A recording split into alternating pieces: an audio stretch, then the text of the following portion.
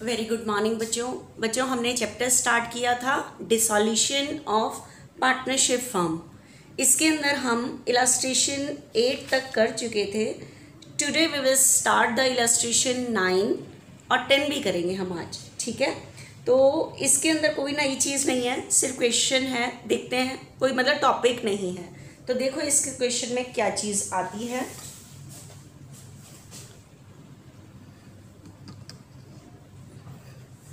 देखना ध्यान से, इलस्ट्रेशन 9 क्या चीज़ है इसमें। Following was the balance sheet of DGT as at 29 Feb 2016। इस डेट की आपको बैलेंस शीट दी हुई है। देखिए बैलेंस शीट में क्या क्या है। Bank, debtor, stock, furniture, land and building. G's capital, बच्चे जी पार्टनर है। कैपिटल का क्रेडिट बैलेंस ना होके डेबिट बैलेंस है, तो टू बैलेंस ब्रॉट डाउन से स्टार्ट करेंगे। ठीक है, कैपिटल का यहाँ वाला बैलेंस क्रेडिट, यहाँ वाला बैलेंस डेबिट। ठीक है, उसके बाद बच्चे आगे आ रहा है हमारे पास लाइबिलिटी साइड में हम आते हैं कि क्या चीज़ है। ठीक है, देखना हमारे पास लाइबिलिटी साइड में है creditors, BP, G's loan partner loan, लेकिन अब है आर लोन। आपको ये पार्टनर लोन है बच्चे, पार्टनर का नाम तो आर है ही नहीं, तो ये आउटसाइड लायबिलिटी है, किसी बाहर वाले से लोन लिया हुआ है। वर्क्समैन कंपनसेशन रिजर्व, ठीक है, कौन सा रिजर्व है? Workmen compensation reserve. इसको डिस्ट्रीब्यूट करने से पहले आपको देखना है कि बाहर कोई हमें क्लेम तो नहीं पेड करना। कैपिटल का बैलेंस आपको पता है, मैंने ये सम करने के लिए लाइन से पढ़ती जाऊंगी और उसके अकॉर्डिंग अगर पढ़ लेते हैं। Debtors realise 28, creditor and BP were paid at a discount of 10%, stock was taken over by T, furniture was sold to N for 12,000, land and building was sold for 280, R loan was paid by cheque for the same amount. अभी मैं सामने आके दोबारा पढ़ती हूँ, एक एक line बताती हूँ। There was unrecorded asset 150 which was sold for 1 lakh। अभी मैं दोबारा पढ़ूंगी सारी लाइनें। Compensation to worker paid by firm 20। Worker को कितना कंपनसेशन पे किया गया? 20। तो वर्क्समैन कंपनसेशन रिजर्व का ध्यान से करना है। Prepare realisation account, bank account, capital account of DGT। तो ये अकाउंट बनाने को कहे हैं, तो देखना आप ध्यान से। तो बच्चे नेसेसरी नहीं बोला उसने, रियलाइजेशन बोला है, बैंक अकाउंट बोला है और कैपिटल अकाउंट। आपकी मर्जी है, आप पार्टनर लोन बना सकते हो क्वेश्चन में। ठीक है, तो फर्स्ट अकाउंट हमें बनाना है रियलाइजेशन अकाउंट। रियलाइजेशन अकाउंट, ठीक है, फर्स्ट अकाउंट हमने बनाया रियलाइजेशन अकाउंट। सेकंड नंबर पे हम बनाते हैं पार्टनर्स लोन। कहाँ नहीं है तो आप गैप कर सकते हो इसका। ठीक है, तो सेकंड नंबर पे हमें पार्टनर लोन में कौन सा अकाउंट बनाना है? G's loan. तो जी's लोन अकाउंट बनाओगे, G's loan account and partners capital account, DGT, DGT। This is the partner's capital account।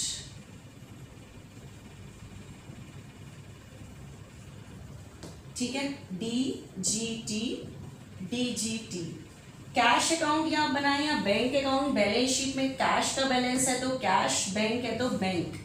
ठीक है, तो हमारे पास बैलेंस शीट में बैलेंस है बैंक का, तो हम बैंक अकाउंट बनाएंगे बच्चे।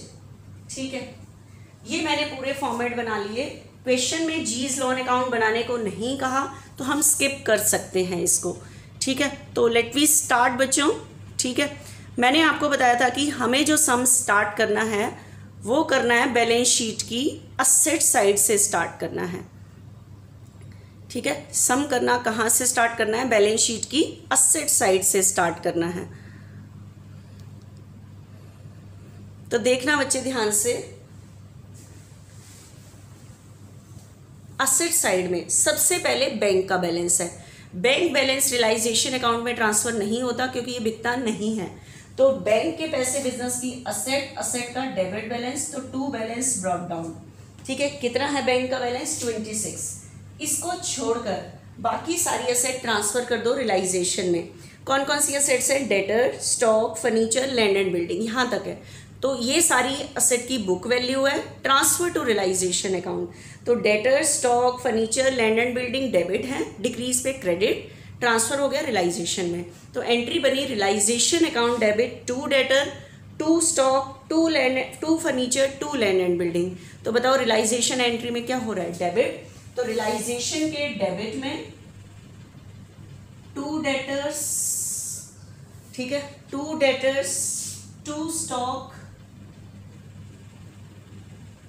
To furniture, to land and building, to land and building.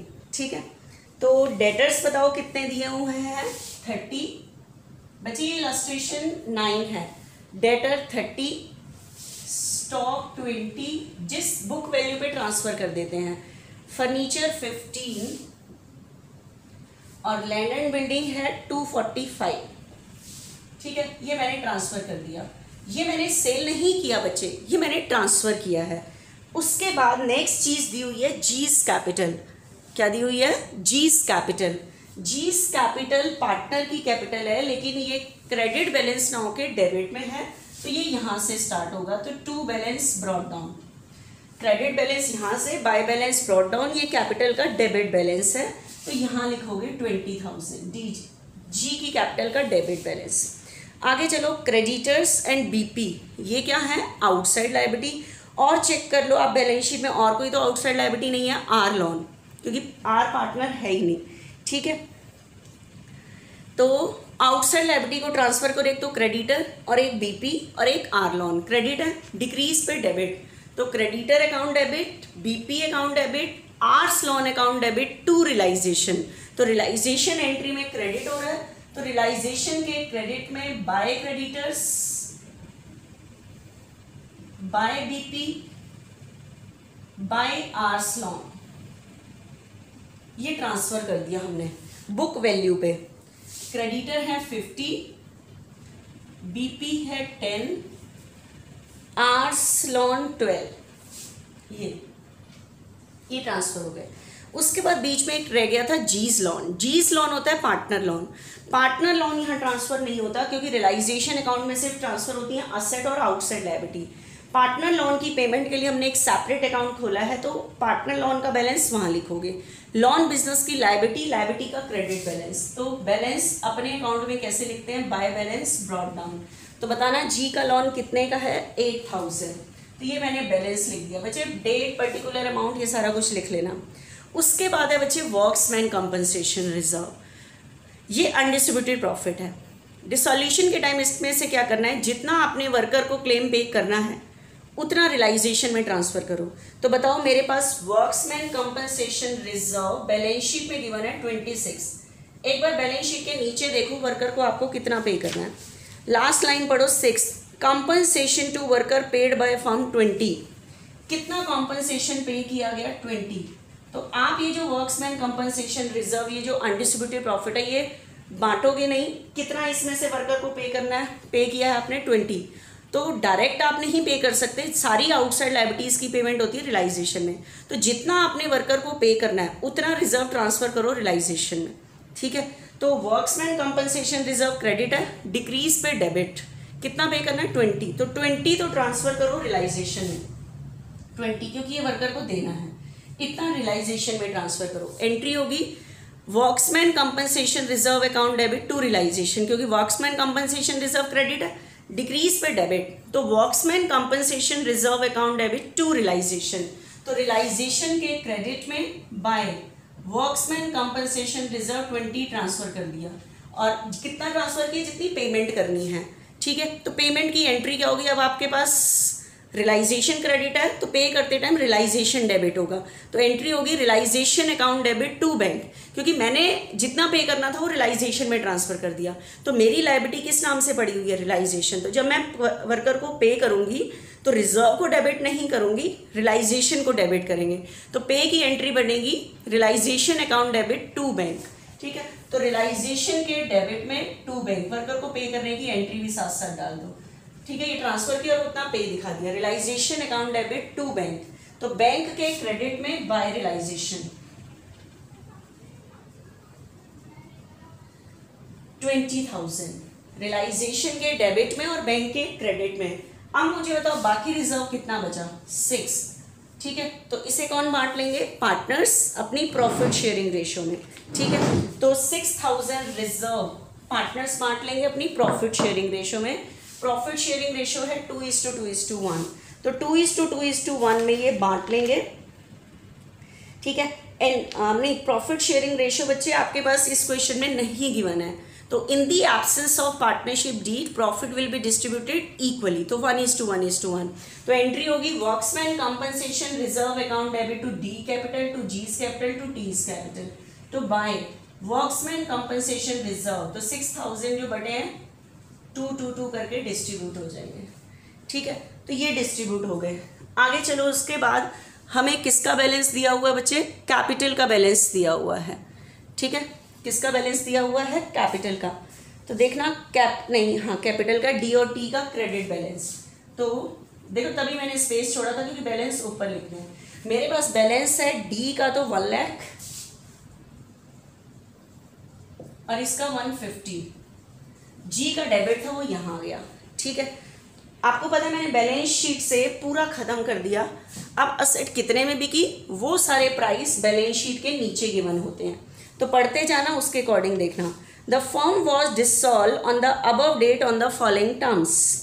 Debtor realised 28, debtor से कितना रियलाइज हुआ 28। तो बताओ मेरे पास आएंगे क्या पैसे, जाएगी क्या असेट, असेट जाने के लिए वर्ड रियलाइजेशन। तो असेट से रियलाइज करने की एंट्री क्या होती है, bank account debit to realisation. तो रियलाइजेशन के क्रेडिट में बाय बैंक 28 किससे रियलाइज हुआ है, डेटर से। Bank account debit to realisation, तो बैंक के डेबिट में टू रियलाइजेशन 28। आगे चलो, creditor and BP were paid at a discount of 10%। Book आगे खोल के बैठो। क्रेडिटर और बीपी की पेमेंट 10% डिस्काउंट पे की गई। तो बताओ क्रेडिटर अंदर कितने के हैं, 50 का 10%, इसका तो डिस्काउंट 5। तो बताओ क्रेडिटर की कितनी पेमेंट की गई 45, बीपी है 10 के, 10% डिस्काउंट 1000 डिस्काउंट। तो बताओ क्रेडिटर की कितनी, बीपी की कितनी पेमेंट की गई 9। तो क्रेडिटर की 45, बीपी की 9।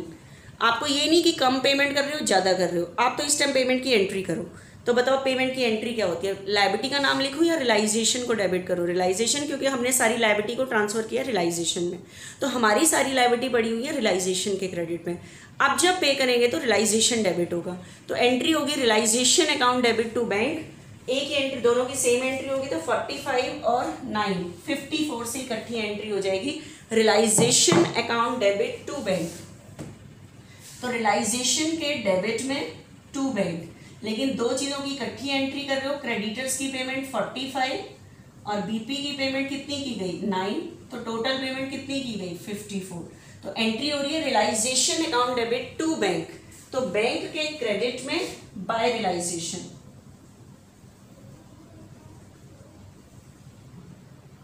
54, ठीक है। उसके बाद आगे देखो, stock was taken over by T for 15। स्टॉक किसने ले लिया, टी ने ले लिया। टी कौन है, पार्टनर। तो बताओ बिजनेस से जाएगा क्या, स्टॉक। असेट जाने के लिए क्या वर्ड यूज होगा, रियलाइजेशन। लेकिन इस टाइम कैश नहीं आएगा क्योंकि असेट को टी ले रहा है, तो हम उसके अकाउंट से काट लेंगे। अकाउंट से काटेंगे तो कैपिटल क्या होगी, डिक्रीज, डिक्रीज पे डेबिट। तो एंट्री बनी T's capital account debit to realisation, ठीक है। तो रियलाइजेशन के क्रेडिट में बाय टीज कैपिटल। बताना उसने कौन सी असेट ली है, स्टॉक। कम में ले रहा है, ज्यादा में ले रहा है, आप एंट्री करते जाओ। प्रॉफिट और लॉस रियलाइजेशन अकाउंट निकालेगा, आपको कोई मतलब नहीं है, ठीक है। कि असेट कम में ले रहा है, प्रॉफिट हो रहा है, ज्यादा हो रहा है, आपको मतलब नहीं है। एंट्री करो जितने में वो लेता जा रहा है। तो एंट्री हुई T's capital account debit to realisation, तो रियलाइजेशन के क्रेडिट में बाय टीज कैपिटल, टी के डेबिट में टू रियलाइजेशन 15।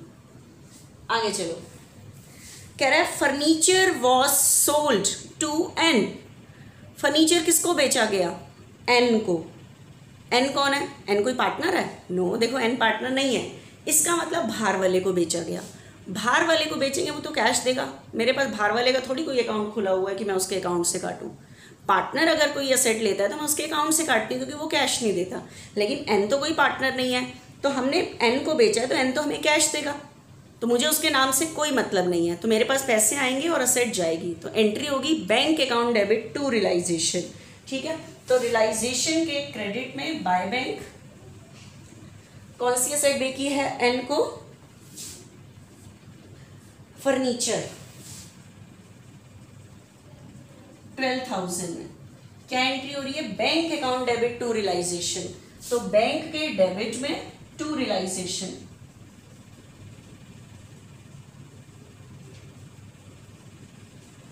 नेक्स्ट देखना, land and building was sold for 2,80,000, land and building कितने में बिकी है, 280 बिकी है, मतलब पैसे आए हैं, असेट गई है। और आपको पता है असेट बेचने की तो एंट्री क्या होती है, bank account debit to realisation, क्योंकि असेट का तो नाम लिखना ही नहीं है, क्योंकि असेट कहाँ ट्रांसफर हो गई है, रियलाइजेशन। तो बैंक टू रियलाइजेशन, तो रियलाइजेशन के क्रेडिट में बाय बैंक कितने में असेट बिकी है, 280।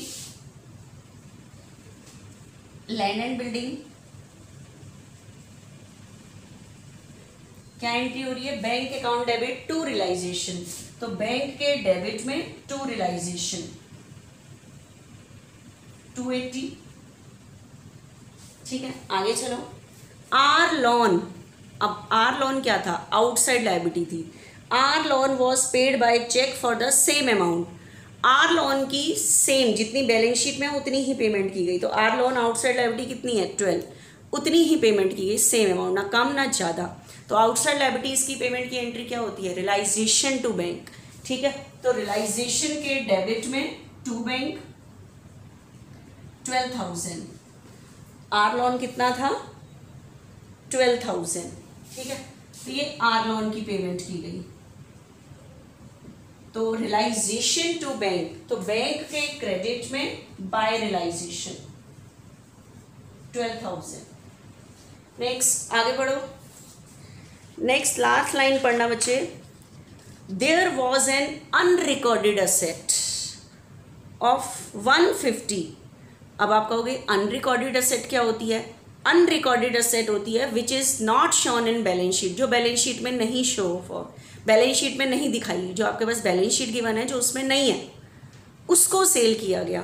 तो there was an unrecorded asset of 150, एक कोई अनरिकॉर्डेड असेट है 150 की, which was sold for 1 lakh, कितने में सोल्ड किया गया, 1 लाख। पहली बात अब वो कह रहा है अनरिकॉर्डेड असेट, अनरिकॉर्डेड मतलब जो बैलेंस शीट में नहीं है उसको बेचा गया। आज आपको पता है एंट्री उतने से होती है जितने में बेच रहे होते हैं, इससे कोई मतलब नहीं है वो है कितने की, इस टाइम प्रॉफिट और लॉस रियलाइजेशन निकालेगा। अब इसकी एंट्री क्या होगी, तो आप कहोगे कि मैम पैसे आ रहे हैं बैंक डेबिट टू रियलाइजेशन। अब आप कहोगे कि मैम रियलाइजेशन क्यों वर्ड यूज़ कर रहे हो, ये असेट तो बैलेंस शीट में थी नहीं, बैलेंस शीट में थी नहीं तो हमने इसे ट्रांसफ़र तो किया ही नहीं है रियलाइजेशन में।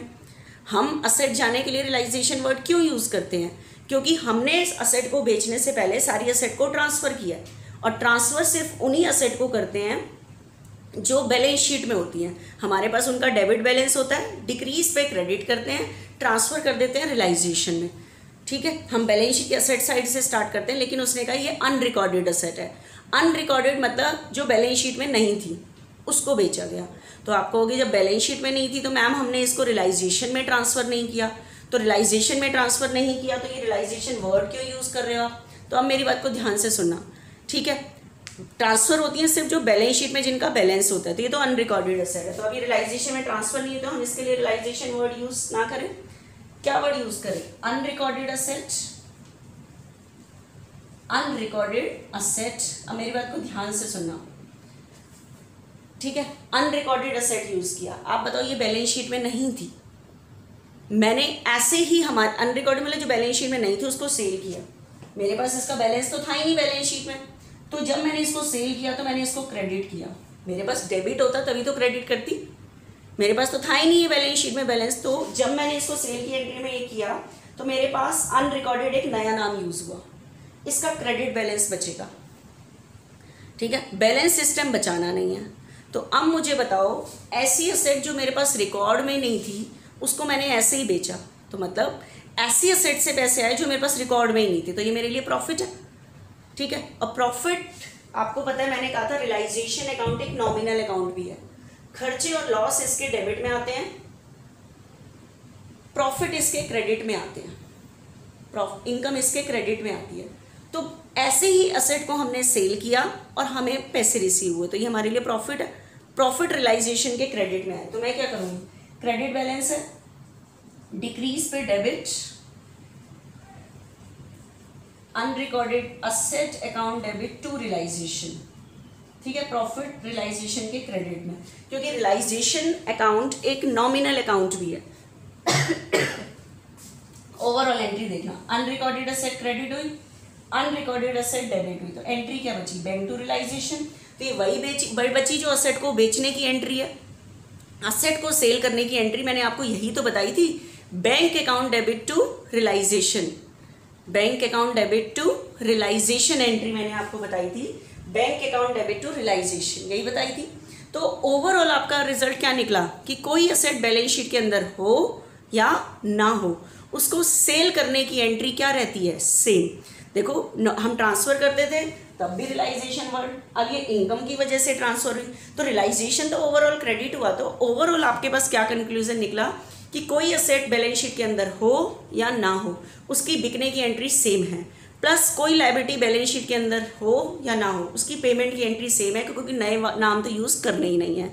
ठीक है, तो ओवरऑल इसकी एंट्री बैंक टू रियलाइजेशन ही होगी, अनरिकॉर्डेड। ठीक है, तो bank account debit to realisation, तो रियलाइजेशन के क्रेडिट में बाय बैंक। बिकने की एंट्री उतने से करते हैं जितनी में सेल कर रहे हो, है कितने की उससे कोई मतलब नहीं है। तो सेल किया गया 1 लाख में, तो 1 लाख से एंट्री होगी। ठीक है, bank to realisation unrecorded asset, bank to realisation, तो बैंक के डेबिट में टू रियलाइजेशन 1 लाख। ठीक है, ये 1 लाख में हमने सेल की एंट्री कर दी। आगे चलो, compensation paid to worker paid by firm, ये मैंने शुरू में ही दिखा दिया था, रियलाइजेशन टू बैंक कि जब मैंने ट्रांसफ़र किया था तो उसी टाइम पेमेंट की एंट्री दिखा दी थी। ठीक है, आप इस टाइम भी दिखा सकते हो। मेरा पूरा सम खत्म, सॉरी, पूरा सम करने के बाद हमें चेक करना है अपनी आउटसाइड लायबिलिटीज़ को, क्या क्रेडिटर की पेमेंट हो गई, हो गई, बीपी की हो गई, आर्स लोन की हो गई, उसके बाद हम अपने अकाउंट को क्लोज कर सकते हैं। ठीक है, तो हम इसको अब क्लोज कर सकते हैं। देखो कैसे करोगे, देखना। अब हम रियलाइजेशन अकाउंट को बच्चे क्लोज करते हैं, कौन सा साइड ज़्यादा है ये देखते हैं। क्लोज करो,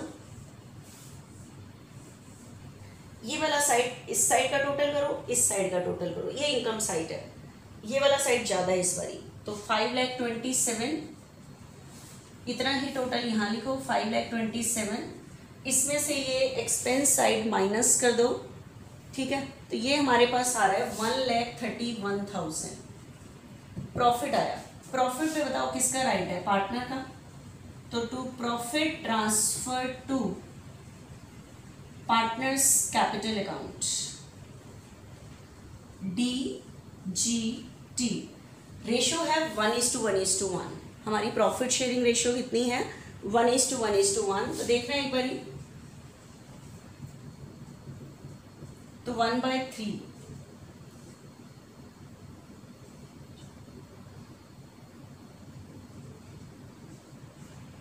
देखना ये आ रहा है हमारे पास, है ना। अगर मैं आपको पता है उसके बाद अगर मैं करूं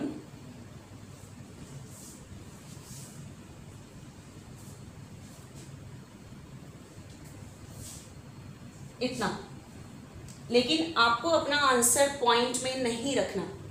पॉइंट के बाद अगर 5 या 5 से ग्रेटर है तो आपने इसको बढ़ा देना है, मतलब आपको करना है 4, 3, 6, 6, 7। अगर आपको पता है 1:1 है, तो मैंने अगर 4, 3, 6, 6, 7 तीनों का किया, तो जब आप टोटल करोगे ना, ये हमारा 1 रुपये ज़्यादा चला जाएगा।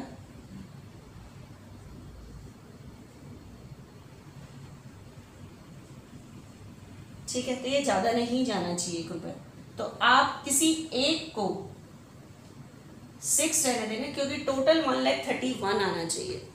ठीक है, 1 रुपये ज़्यादा, क्योंकि मैंने सबको 7 किया तो ये 1,31,1 हो जाएगा।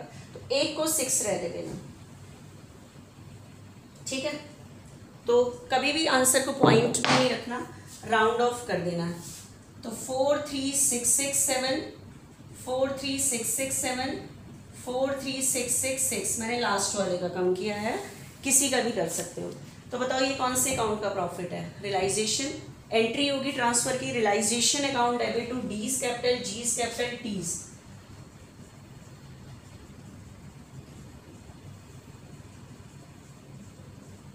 Bye realisation. ठीक है, ये हो गया। सेकेंड नंबर, अब ये अकाउंट क्लोज हो गया। सेकेंड नंबर पे पेमेंट होती है पार्टनर लोन की। जीज लोन क्रेडिट है, डिक्रीज पे डेबिट, तो एंट्री होगी G's loan account debit to bank. तो जीज लोन के डेबिट में टू बैंक 8,000, जीज लोन के डेबिट में टू बैंक, तो बैंक के क्रेडिट में by G's loan 8,000। Third number पे पेमेंट होती है पार्टनर्स कैपिटल की। थर्ड नंबर पे पेमेंट किसकी होती है? पार्टनर्स कैपिटल की। तो अब पार्टनर कैपिटल का बैलेंस निकालो, यही वाला साइड जाता है। ये 1,45,667, 45,667, 150, 1,93,000, 1,95,666, 1,45,667, 45,667, 1,95,666। 45 में से ये 20 लेस करोगे तो 25,667, 1,95,666 में से 15,000 माइनस करोगे तो 1,80,000 ये बैलेंस आया मेरे पास। आपको पता है कैपिटल का ये साइड ज़्यादा था, तो ये कैपिटल का क्रेडिट बैलेंस है। और कैपिटल के क्रेडिट बैलेंस का मतलब ये बिजनेस की लायबिलिटी है। आज अपने फर्म के डिसोल्यूशन के टाइम जो भी कैपिटल का बैलेंस है ये सारा पे कर दोगे, फाइनली पेमेंट है। पेमेंट की एंट्री बताओ, ये कैपिटल का क्रेडिट बैलेंस है, डिक्रीज पे डेबिट, इतना पे करना है अपने डीजीटी को। ठीक है, D's capital account debit, G's capital account debit, T's capital account debit to bank. तो डीजीटी के डेबिट में तो लिखा ही हुआ to bank. This is the final payment. ये फाइनल पेमेंट कर दी हमने पार्टनर को। एंट्री हो रही है D's capital account debit, G's capital account debit, T's capital account debit to bank. ठीक है, तो अब बैंक के क्रेडिट में, बैंक के क्रेडिट में तो देखना बैंक के क्रेडिट में by D's capital, by G's capital, by T's capital, जितना जितना पे किया 1,45,667, 25,667, 1,80,666 ये चीज़ आया। ठीक है, बैंक के क्रेडिट में हमने तीनों पार्टनर की पेमेंट दिखा दी by D's capital,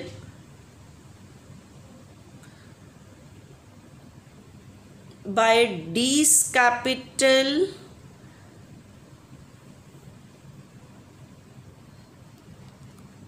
G's capital and T's capital 1,80,667 ये लास्ट पेमेंट दिखा दी।